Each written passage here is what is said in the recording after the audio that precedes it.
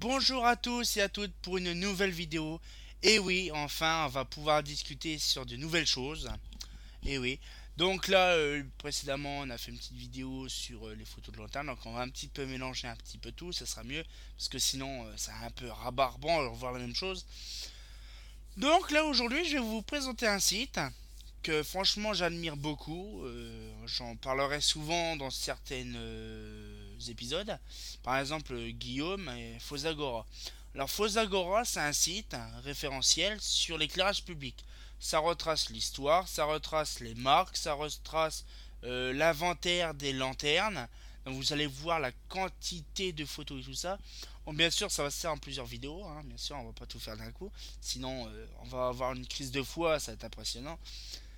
Et voilà, donc on va découvrir tout ça. Donc franchement, voilà, donc ça sera Fosagora, la découverte d'un site. Voilà, donc on va pouvoir commencer déjà, voilà. Donc bienvenue sur Fosagora. Donc on peut voir, c'est un site qui a été créé en 2006, hein. Donc voilà, c'est vraiment une référence sur l'éclairage public, hein, ça c'est sûr parce que voilà, il y a beaucoup de gens qui y vont dessus. Et franchement, on répertorie, donc on voit sur le côté donc les remerciements, les forums, le contact, il y a tout ce qu'on veut hein, dessus. Les paysages de nuit, de France, du monde. Il y a moi dessus aussi. Stradaluce, voilà, c'est un membre de forum. Et donc du coup, on va découvrir bien sûr voilà beaucoup de choses là-dessus parce que franchement voilà, c'est on va dire une personne que j'apprécie beaucoup voilà, qui a créé Fosagora. Donc du coup, je lui permets de faire une petite vue sur voilà. Donc voilà, du coup, on va voir un petit peu tout ça. Donc là, par exemple, c'est la page d'accueil. En Valais, par exemple, donc déjà le principe, c'est déjà de voir l'histoire de l'éclairage public. Alors on va aller vraiment sur tout ça, quoi. Franchement, c'est assez voilà. Donc on peut voir que bon, ça demande du temps à écrire, mais on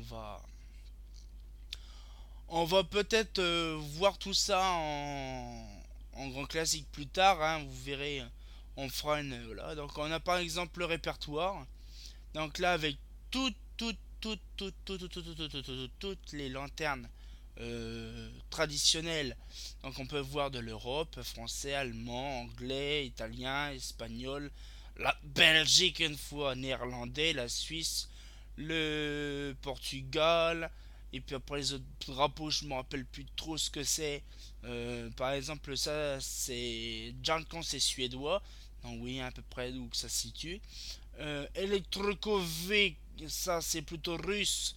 Polonais, ukrainien, tout ça quoi. Voilà, donc un petit peu. Voilà. L'Allemagne DDR également, de l'ancienne Allemagne. Voilà. Elektrokovin, là c'est voilà, Elektrosvit, Elektrokovin. Donc là c'est voilà, différents pays. Il y a turc aussi, américain, canadien, brésilien. Ça je ne sais plus c'est quoi, c'est Lumenac. Je me rappelle plus. Euh, Après voilà, il y a les autres pays, hein, bien sûr, il y a le japonais, Chine, voilà. Donc du coup il y a tout ça à découvrir, hein. Donc ça, vous voyez, on a beaucoup de choses à découvrir quand même, hein. Vous voyez, hein, c'est ça, c'est voilà. Déluminés en France. Donc là, par exemple, c'est voilà. Donc il y a eu un classement de fait sur l'éclairage public français. Donc vous voyez, par exemple, là, on voit le top 10. Je pense que c'est le top 10 qui est dessus, non, le top 20, hein. Voilà, le top 20 des luminaires qu'il y a en France. Voilà, donc on peut voir que la le pilote, hein, voilà, voilà, donc les passionnés français d'éclairage public s'accordaient sur ce point. La pilote conçue par Eurofan et commercialisée à partir de 85 était la lanterne d'éclairage public la plus répandue en France. Nos investigations confirment que la pilote est bel et bien de la grande numéro un de l'ensemble du territoire français et de très loin, avec environ 600 000 exemplaires présents dans le pays. La pilote écrase littéralement la concurrence. Retour sur le QC commercial dans le précédent. Donc voilà, on va y aller dessus. Donc voilà, c'est à peu près l'histoire de la pilote, hein, voilà. Donc là, pilote, Eurofan, puis en Eurofan. Taille pilote T3 T1 de 85 à fin 2011. Donc on voit à peu près la génération de pilotes. Alors la pilote, une lanterne conçue par Europhone, elle se décline en trois gammes, toutes les trois mises sur le marché au début des années 85. La pilote T1, voilà, pour les voies étroites, T2 pour les voies larges et T3 pour les grands espaces. Très vite adoptée par les communes de toutes les régions du pays, on en trouve aujourd'hui 600 000 exemplaires dans le pilote dans le pays, ce qui fait en fait la lanterne la plus répandue. Donc ça c'est l'histoire. Depuis la création de son activité éclairage public au début des années 20, la société Holophane, bon là ça retrace un petit peu l'histoire. Hein, bon, on va faire cette partie là quand même, parce que sinon jamais on découvrira. Voilà. Donc, depuis la création de son activité éclairage public au début des années 20, la société Holophane France est un acteur majeur dans l'éclairage public en France. Dans les années 60, la lanterne à rose se répand dans tout le pays. Durant les années 70, Holophane refend sa position dominante avec la lanterne VM. Omniprésente dans toute la partie ouest du pays et très fréquente dans la partie est. Au début des années 80, Holophane, devenu Europhane en 1974, doit faire face à de nouvelles exigences. Jusque-là, les produits répondaient principalement à des exigences techniques et fonctionnelles. À partir du milieu des années 70, donc 70, la question du design entre de plus en plus en ligne de compte lors de la conception d'une lanterne. Face à de nouveaux produits tels que la comète de Mazda ou l'Austral d'Eclatec apparu dès 82, Eurofan se doit de proposer une nouvelle lanterne fonctionnelle au design innovant et esthétique. Le premier essai a été réalisé en 1976 avec la Trafic, mais son aspect bien qu'innovant a été peu apprécié des clients qui la rendaient de plus en plus cette lanterne encombrante. Dans le contexte, Eurofan conçoit une nouvelle lanterne, la Pilote, qui répond aux nouvelles attentes. Elle est pour la première fois présente dans son catalogue Les Lumières 15. Je l'ai, on le découvrira ensemble. Édité en décembre 84 et mise en vente au début de l'année 85. La future lanterne numéro 1 de l'éclairage public vient de naître. Donc voilà, donc les gammes, la pilote se décline en trois gammes homothétiques. La pilote T1, conçue pour les voies étroites. Les dimensions, bien sûr en centimètres, sont les suivantes: 475 de largeur et 270 de haut et 245 longueur 475, largeur 270 et hauteur 245. Bon, c'est marqué là, hein. Voilà. Voilà, donc pilote T2, hein, pareil pour les voies larges. Les dimensions en centimètres sont les suivantes: 670 de longueur, largeur 360 et hauteur 350. Pour la pilote T3, conçue pour les grands espaces, dimension, donc c'est pareil, 685 de longueur, largeur 385 et hauteur 390. Voilà. Donc là, les pilotes T2 RVCP 1 et 2. Voilà. Donc prise par Luxor, c'est pareil, c'est une personne. Ça, c'est mes photos. Donc pilote T2 et pilote T3 identiques, excepté les deux points suivants: l'agencement intérieur, une barrière thermique en fibre d'alumine sépare le compartiment appareillage du bloc optique. Celle-ci remplit une fonction radiateur qui protège les appareillages de la chaleur produite par la lampe à forte puissance. La vasque. La vasque de fermeture en polycarbonate est plus volumineuse et adaptée à la puissance de la lampe. Elle compose entre deux parties assemblées par soudure. Moi j'ai la version la plus récente, donc du coup c'est la version pilotée de Paris, quoi. En conséquence, pour les modules ouverts, il est difficile de distinguer une pilote T2 et T3 dans une rue. De plus, seules les premières générations de pilotes T3 étaient équipées d'une vasque plus volumineuse. Cette vasque a rapidement été supprimée par la suite. Les vasques proposées par la pilote T3 étaient les vasques en polycarbonate que celles prévues par la pilote T2. Les pilotes T3 d'origine équipés d'une vasque plus volumineuse sont extrêmement rares. Certains ont été déposés à Nantes ou encore au mieux au niveau de l'échangeur de Salbris, sortie numéro 4 de la 71. On peut les voir toujours, hein. Il est possible qu'il n'y ait pas plus d'une centaine en France. La constitution de la lanterne, donc on peut le voir par excellence ici, voilà, la constitution de la lanterne. Donc le pilote dans sa version standard est principalement constitué des éléments suivants: d'un châssis en polyester thermoenduisissable injecté, couleur marron foncé, d'une optique en aluminium RACP ou en verre RVCP, d'un capot en polyéthylène, voilà, couleur beige, et d'une vasque en métracrylate ou polycarbonate. Voilà, c'est simple, hein, voilà. Donc on peut voir par exemple ci-dessous donc la pilote T2 RVCP, hein, comment que c'est, voilà. Le châssis, donc le châssis supporte l'ensemble du node constituant de la lanterne. Il est fixé au mât de la manière latérale ou sommitale, avec une angle de 20 degrés à l'arrière. Il permet d'accueillir une platine en polyester thermodurcissable, à l'intérieur de laquelle on y trouvera un ballast, un amorceur et un support de douille E27 ou E40 réglable. La platine est fermée par un couvercle en polypropylène. L'optique, alors là l'optique c'est sûr que là bien sûr on va voir les sortes d'optiques. Chaque taille de la pilote se décline en deux versions, RACP, réflecteur à l'homme, aluminium et capot polypropylène, ah, ça c'est un truc de dingue, et RVCP, réflecteur vert et capot polypropylène. Les versions RACP sont équipées d'une optique en aluminium. Les pilotes T2 RACP et T3 RACP sont équipés de la même optique. Dans certains pays, seule cette version a été commercialisée. Au Royaume-Uni et en Irlande, les pilotes T2 sont équipés d'une optique différente des versions produites en France. Voilà, donc on peut le voir par exemple là, c'est une optique différente. Voilà, donc c'est assez spécifique, hein, bien sûr. Mais voilà quoi. Donc ça peut se découvrir. Voilà, donc on voit les optiques. Les versions RVCP sont équipées d'une optique en verre. À l'instar des précédentes lanternes fonctionnelles conçues par Eurofan, sur le verre, une couche de dépôt métallique est déposée côté capot. Cette couche est elle-même recouverte par une peinture anti-corrosion. Le métal étant protégé par le verre d'une part et de la peinture de l'autre part, cette technologie permettait de rendre les lanternes inaltérables dans le temps. Donc la T1, la T2, voilà, on connaît bien.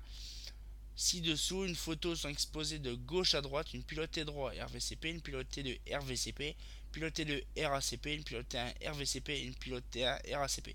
Ça, c'est mes lanternes. On cherche pas à comprendre. Donc on voit par exemple, voilà, donc là c'est les tailles 1, ça c'est les tailles 2, donc on peut voir bien sûr, voilà, les choses. Une lanterne dérivée de la pilote T1, la pilotine, donc on en parle souvent, était constituée d'un châssis en polyester blanc, teinté dans la masse, et d'une vasque opale. La pilotine n'était pas équipée de moindre optique, elle était prévue pour les éclairages d'ambiance, chemin, allées d'étroite, lotissement. La couleur blanche du châssis et la vasque opale constituaient réverbérer, j'ai eu un bug, la lumière produite par la lampe, généralement un ballon fluo à faible puissance. Le capot est en polypropylène injecté. Il est fixé au châssis à l'aide de deux crochets en fermeture situés à l'arrière, lequel s'enclipsait au niveau du châssis. Lorsque les crochets sont déclipsés, une articulation du capot sous forme de rotule permettait de faire basculer celui-ci vers l'avant et à l'accès de la platine du châssis. Le capot est de couleur beige sur la version Stoddard de la pilote. Eurofan vendait toutefois celle-ci dans une autre teinte sur demande, teintée dans la masse. Oh, c'était teinté dans la masse, c'est-à-dire qu'on pouvait avoir des pilotes avec la couleur d'origine dans la masse. Alors il faut dire quand même que Eurofan et tout ça, ils avaient le moyen de teindre le plastique, c'est ça qui était bien. La vasque de la pilote est optionnelle. En France, de nombreuses pilotes ne sont pas équipées de vasque. La vasque est fixée sur le châssis à l'arrière via une rotule. Elle s'enclipse à l'avant via un crochet enclyptable. Un joint est collé sur le rebord, assurant l'étanchéité du bloc optique lorsque la vasque est fermée. La vasque de la pilote est constituée d'une matière plastique au choix. La vasque peut être soit en polycarbonate, soit de métacrylate, ou soit en polymétacrylate, en PMMA. Les premières sont les plus résistantes au choc. Après, là, IP547 contre IP545. 2 joules contre 0,7. Les secondes résistent mieux aux ultraviolettes, ce qui provoque les jaunissements des matières plastiques dans le temps. Les lampes. Bon, après, on va pas parler sur les lampes, hein. La pilote est aussi bien adaptée aux lampes BF qu'aux lampes HPS. Donc là, on voit le style donc, des 1 et 2 et des 3. Les spécificités. Hein, spécificités, j'ai dit. Spécificité. Bref, les lanternes spécifiques, quoi. J'ai eu un bug encore. On trouve quelques pilotes T1 et T2 avec verre plat. En France, au Royaume-Uni, mais celles-ci sont très occasionnelles. Les pilotes T1 avec verre plat ont principalement été utilisés par la SNCF pour utiliser quelques quais de gare. Voilà, donc c'est spécifique quand même. Les photos zoomées, donc ça c'est une pilote T1, pilote T2. Ah, c'est magnifique quand même. Pilote T3, donc on voit bien la fameuse vasque qui déborde du luminaire. Mhm. La pilote en France et dans le monde. La pilote en France. La pilote est à ce jour le plus gros succès commercial en France. On en comptait environ 600 000 dans le pays en 2010. À sa sortie, elle se répand immédiatement dans la région où Eurofan était déjà présente, avec l'Aro, la VM. Dans les années qui suivent, elle se répand également dans certaines régions où Eurofan était plus discret. Jusqu'alors, dans les Alpes par exemple, la pilote connaît le succès aussi bien en ville, notamment avec la pilote T2, qu'à la campagne, notamment avec la pilote T1. Elle est également utilisée à de nombreuses reprises pour les autoroutes. Elle est aussi régulièrement utilisée par la SNCF pour éclairer les quais des gares et voies ferrées. La pilote est aujourd'hui incontestablement la lanterne la plus répandue en France, dans la partie ouest comme la partie est. Elle est la lanterne la plus répandue dans les quarts nord-ouest, sud-ouest, sud-est. Elle n'est dépassée que par l'Austral d'Eclatec dans le quart nord-est. Et par la comète Mazda en Ile-de-France en 2010. La pilote figurait parmi le top 3 des lanternes les plus utilisées dans les 18 régions sur 22 en France métropolitaine. Elle est également la lanterne la plus répandue dans les 10 des régions sur 22.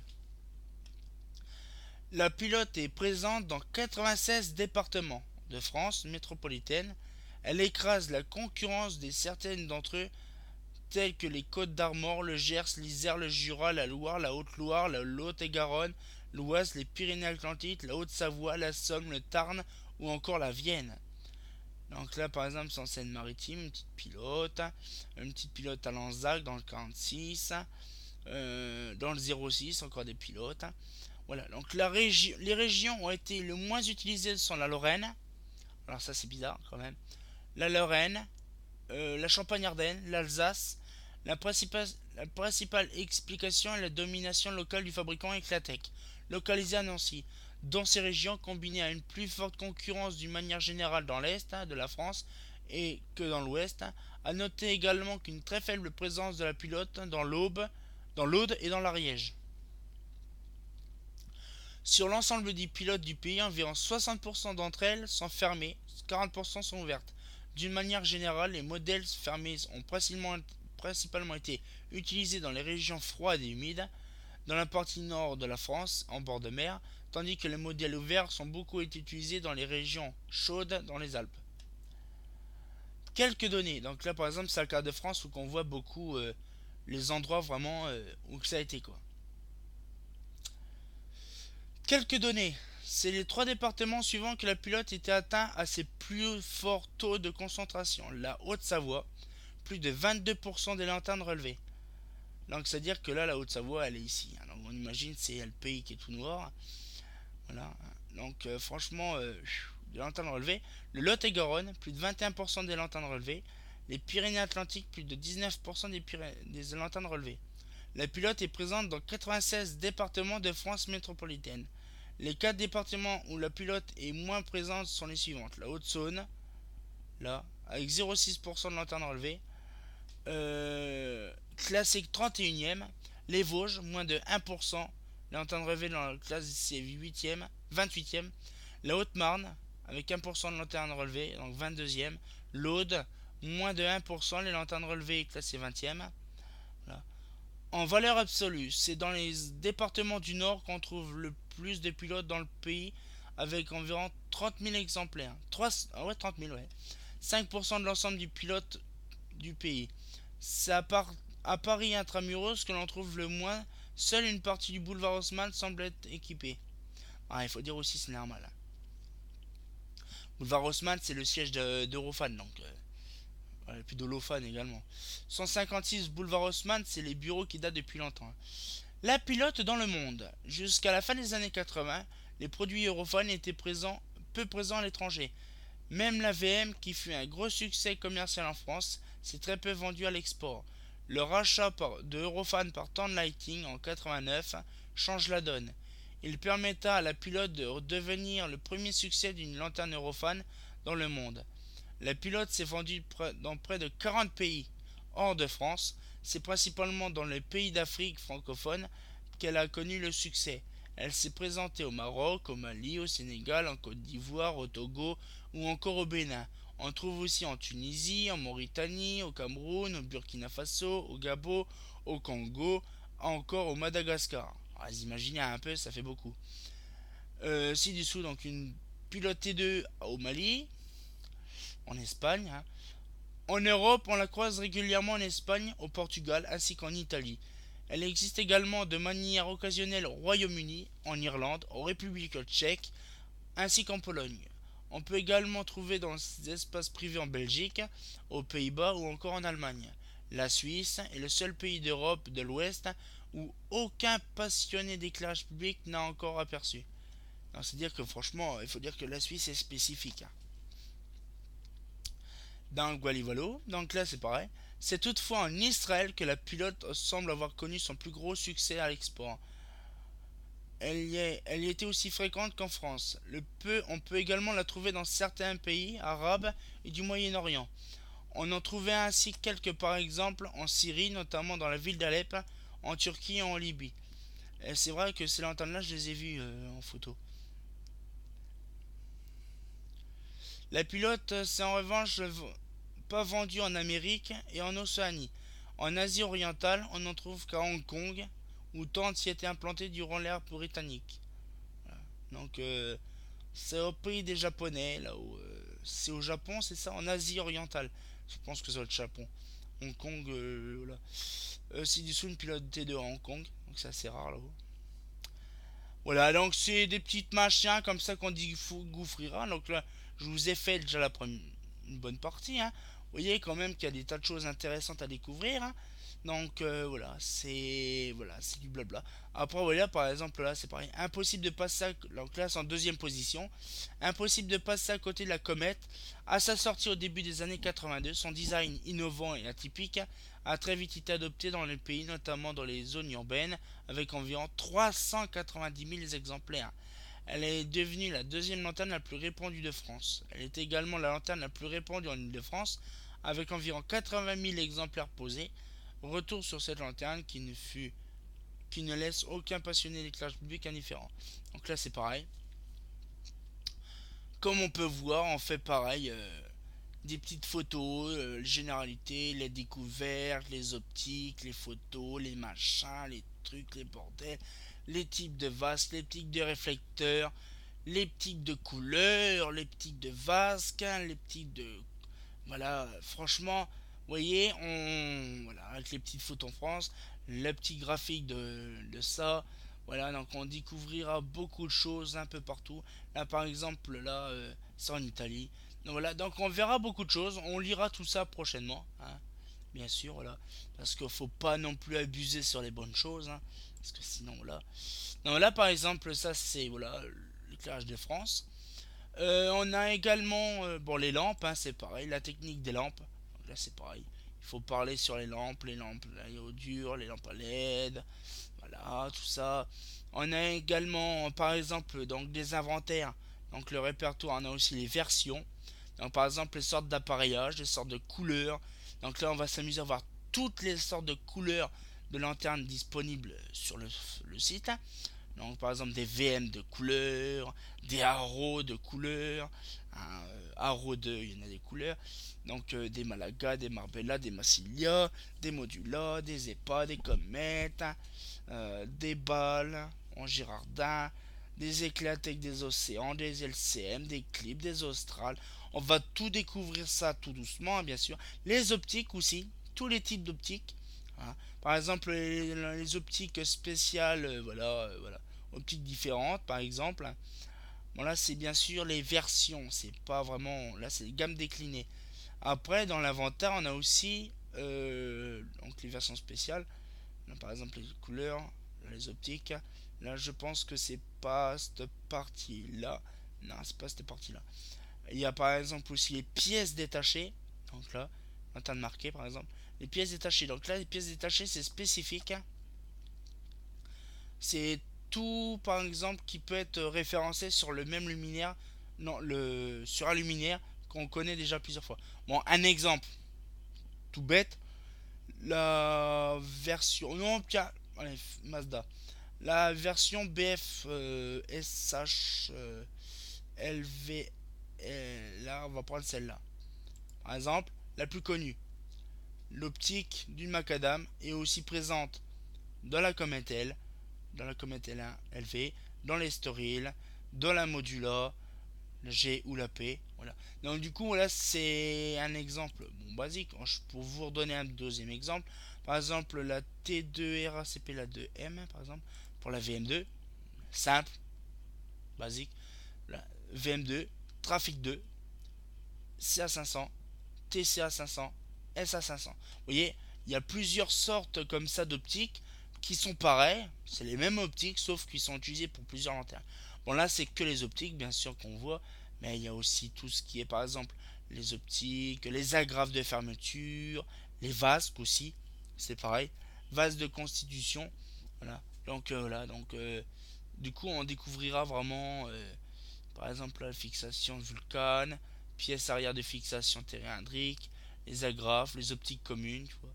Donc du coup voilà, ça permettrait de découvrir un peu tout ça. C'est vrai qu'on n'a pas eu le temps de découvrir un max de lanternes voilà, à fond, mais là ça permettra justement d'apprendre beaucoup de choses. Après par exemple il y a aussi ma page qui est là. C'est bien, c'est mignon. Voilà, c'est pareil, donc c'est quelques luminaires, trois quatre luminaires présentés actuellement sur le forum, sur le site. Voilà, donc il y a ça. Il y a aussi par exemple voilà, des choses intéressantes, hein, bien sûr, hein. On verra ça par la suite, de toute façon, hein. Par exemple, là, on a franchement des choses intéressantes. Vraiment, la personne qui a conçu ce site-là, il a fait vraiment un travail de recherche, mais vraiment un truc de malade. Franchement, vous imaginez combien d'années. Moi, mon site, ça fait à peu près 2008 qui existe réellement. Mais lui, ça date de 2006, vous voyez, c'est aussi vieux, vous voyez. Ben là, par exemple, présentation, voilà, présentation, voilà.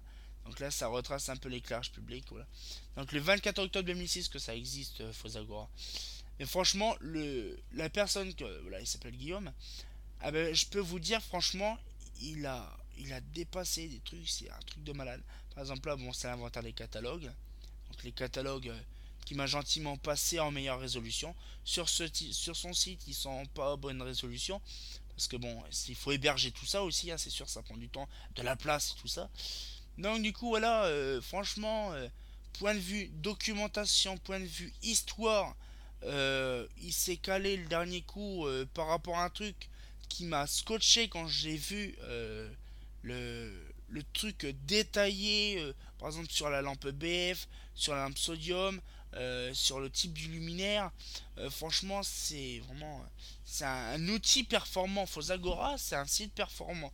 Franchement, c'est il faut dire un truc référentiel. On a tout l'inventaire, le catalogue, les photos, tout par région. C'est pareil, avant de terminer tout ça, je vais vous montrer un dernier petit truc. Après, on fera vraiment des autres vidéos là-dessus. Les marchés français, je pense que c'est ça. Non, ça c'est.